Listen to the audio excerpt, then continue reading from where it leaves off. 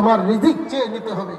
কিন্তু কুতুবউদ্দিন কাকি রহমতুল্লাহ আলাইহির মা প্রতিদিন তার জন্য রুটি এবং হালুয়ার ব্যবস্থা করে দেয়।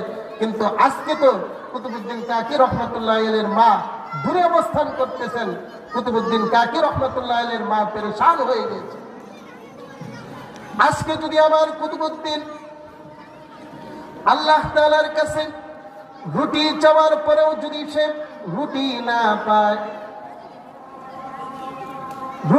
পায় তাহলে সে তো এতদিন পর্যন্ত যে বিশ্বাস তার মনের মধ্যে ছিল যে আল্লাহ তাআলা রুটির ব্যবস্থা করে, তাহলে আজকে আমি না থাকার কারণে সেটা বুঝে ফেলবে যে আমি রুটির ব্যবস্থা করে দিই, আমার রব আমার রুটির ব্যবস্থা করতে পারে না। এই জন্য কুতুবউদ্দিন কাকি রহমতুল্লাহ আলাইহির মা আল্লাহ তাআলার কাছে দুইটা হাত উত্তোলন করে আল্লাহ তাআলার কাছে কান্নাকাটি শুরু করলেন। আল্লাহ তাআলার কাছে বললেন,